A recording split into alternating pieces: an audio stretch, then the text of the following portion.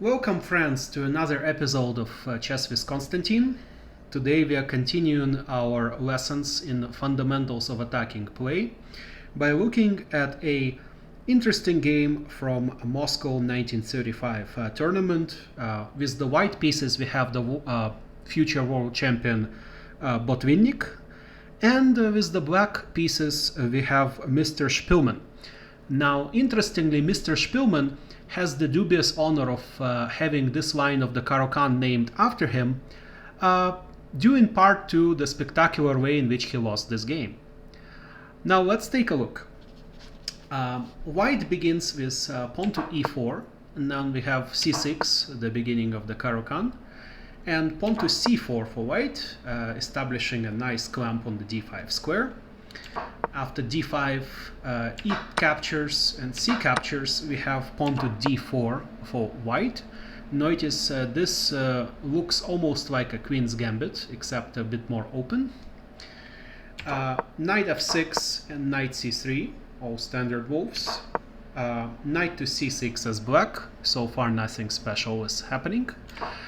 Bishop to g5, applying this indirect pressure on black's queen.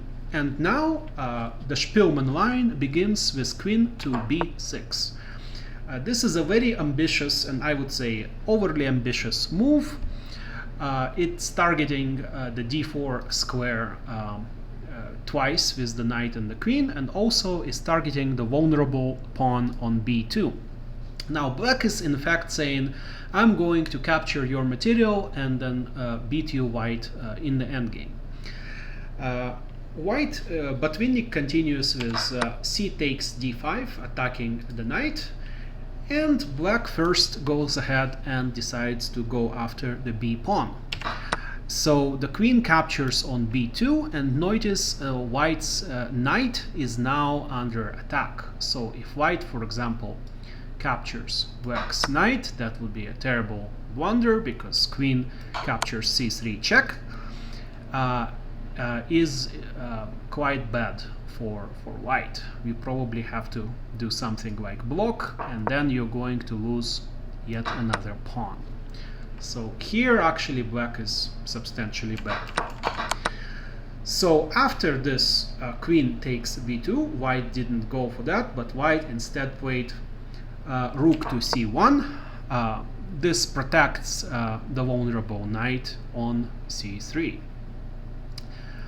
Here black makes yet another mistake, deciding to go knight to b4. Now this move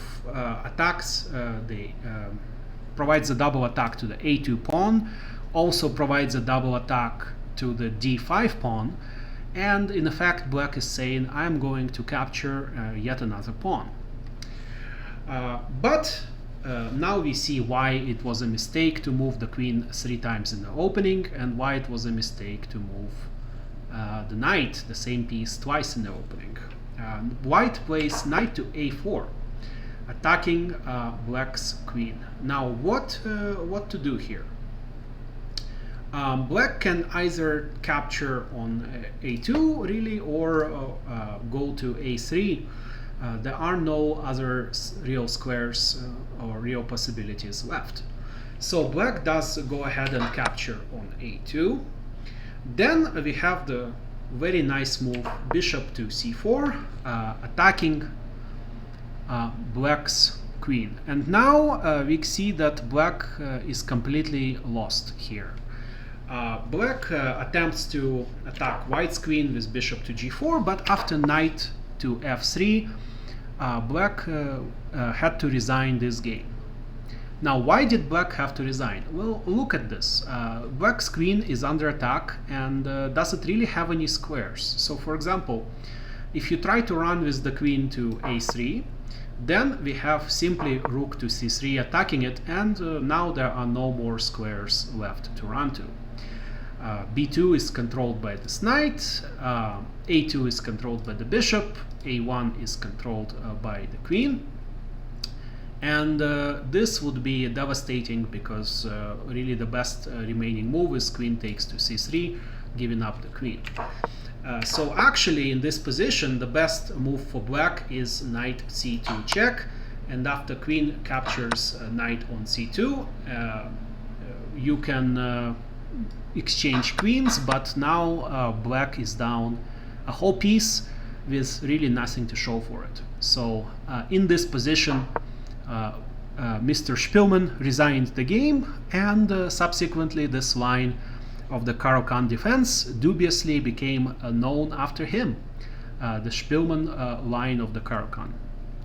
So this, ladies and gentlemen, is the reason why you should not get overly ambitious in the opening, and you shouldn't move your queen out early and go after these tasty looking pawns. Nothing but bad things can happen if you do that. Make sure you develop first and castle, and then you will avoid having opening lines named after you. Alright, I hope you enjoyed this game, and we will see you shortly next time. Konstantin out.